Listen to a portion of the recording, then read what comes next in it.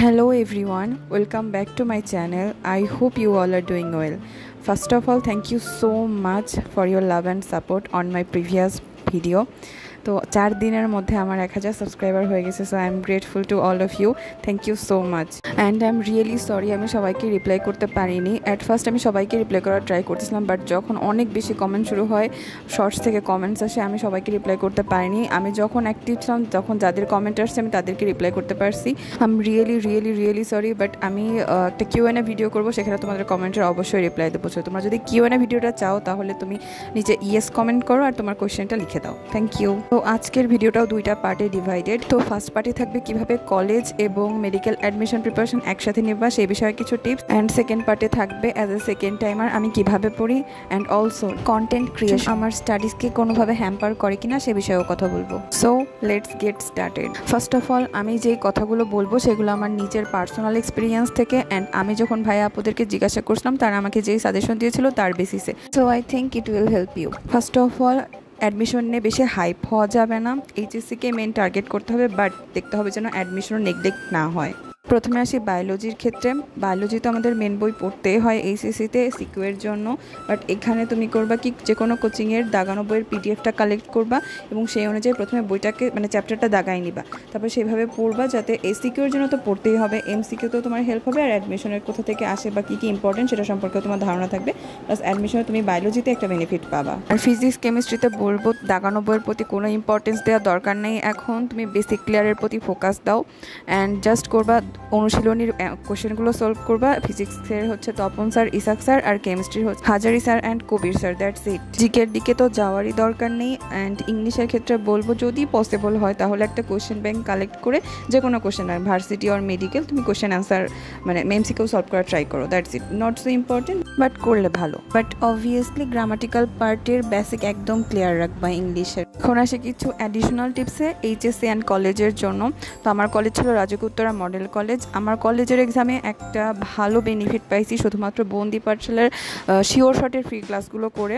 ওখানে CQ MCQ দুটাই আছে। Trust me, it will help you a lot. And এইচএসসির জন্য যে কোনো গাইড কিনে ফেলো এবং প্রিভিয়াস বোর্ড কোয়েশ্চেনগুলো একদম সলভ করে ফেলো, ফিজিক্স কেমিস্ট্রি বায়োলজি সব, তাহলে তোমার 80% কমন চলে আসবে। ট্রাস্ট মি, তোমার যদি বেসিক ক্লিয়ার থাকে আর তুমি যদি প্রিভিয়াস 5 to 7 ইয়ার্সের বোর্ড কোয়েশ্চেন সলভ করতে পারো তাহলে আর তোমার এইচএসসিতে কোনো প্রবলেম হওয়ার কথা না। তো best wishes to all my little sisters. তো এখন আসি ভিডিওর সেকেন্ড পার্টে, যে অ্যাজ এ সেকেন্ড টাইমার আমি দিনে কী পড়ি, কতক্ষণ পড়ি অ্যান্ড এভরিথিং। তো আমাকে কমেন্টসে অনেকেই জিজ্ঞাসা করছিল আপু কতক্ষণ পড়ো। তো আমি সবাইকে একটাই রিপ্লাই দিছি, যতক্ষণ না আমার ডেলি টাস্ক শেষ হয় ততক্ষণই আমি জাস্ট পড়ি। আমি তো ভিডিওতে আমার টু ডু লিস্ট তোমাদের সাথে শেয়ার করে দিছি, তোমরা পজ করে দেখে নিতে পারো।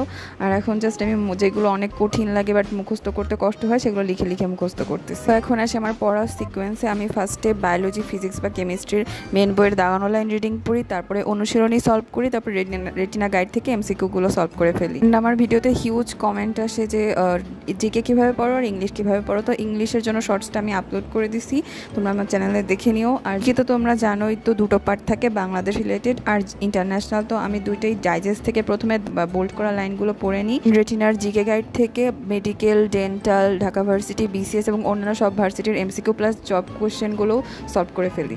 কিছু অ্যাডিশনাল টিপস বলি যেগুলো আমি ফলো করি এবং আমার অনেক হেল্প হয় পড়া মনে রাখতে এবং পড়াগুলো তাড়াতাড়ি কমপ্লিট করতে। ফার্স্ট অফ অল আমি সব পড়াকে অনেক ছোটো চাংসে ডিভাইড করে নিই। লাইক যদি 50 পৃষ্ঠা কোনো বইয়ের একটা চ্যাপ্টার থাকে তাহলে আমি 5 পৃষ্ঠা করে 10টা সেগমেন্ট করে নিই। দেন টার্গেট করি একবারে 2টা সেগমেন্ট কমপ্লিট না করে আমি উঠবো না, 10 পেজ কমপ্লিট না করে আমি উঠবো না। এভাবে করে ছোটো সেগমেন্ট করে ডিভাইড করে পড়া কমপ্লিট করি, তাহলে আমার অনেক তাড়াতাড়ি পড়া হয়, পড়াগুলো পড়তেও মজা লাগে অ্যান্ড অনেক ভালো মনেও থাকে। ইংলিশের ক্ষেত্রেও এরকমই করি, যদি আমার 300টা এমসিকিউ কমপ্লিট করার থাকে তাহলে আমি 50 করে ডিভাইড করে নিই, পরে টার্গেট করি 50টা কমপ্লিট করবো, দেন 5 মিনিট রেস্ট নিব, 50টা কমপ্লিট করবো, রেস্ট নিব, এভাবে করে আমি কমপ্লিট করি। টু বি অনেস্ট জিকে পড়তে আমার অনেক বিরক্ত লাগে অ্যান্ড জিকে প্রতিদিন 10 থেকে 12 পেজ মতো থাকে। তো আমি 2 পেজ করে ডিভাইড করে নিই, একবারে 2টা পেজ কমপ্লিট করি, দেন 5 মিনিট রেস্ট নিই, এভাবে করে আমি আমার পড়া কমপ্লিট করি। এখন আসি যদি কোনো চ্যাপ্টার অর্ধেকের বেশি পড়া হয়ে যায় বা অর্ধেক পড়া হয়েছে তখন আমি কি করি, ধরো 10টা সেগমেন্টের 5টা সেগমেন্ট আমার কমপ্লিট হয়ে গেছে, তখন একটা বড় ব্রেক নেওয়ার ইচ্ছা করে, সেজন্য তখন আমি গোসল করি বা ডিনার করি, ব্রেকফাস্ট করি, তখন কোনো একটা কাজের মাধ্যমে মাধ্যমে ওই ব্রেকটা আমি নিয়ে। তো এই ছিল কিছু টিপস অ্যান্ড ট্রিক্স যেগুলো আমি আমার ডেলি লাইফে ফলো করি। এখন আসি ইউটিউবের ব্যাপারে। ইউটিউব কি রিয়েলি আমার স্টাডিজে কোনো হ্যাম্পার করে কিনা সে ব্যাপারে। প্রথমত কেউই দিন রাত 24 ঘন্টাই পড়ে না, তো আমিও সেরকম না। আমার পড়ার পরেও কিছু টাইম পাওয়া যায়। মানুষ কোনো না কোনো সময় ঠিক লেজার টাইম কাটায়, তো আমি লেজার টাইমকে আমি কন্টেন্ট ক্রিয়েশনের জন্য ইউজ করি।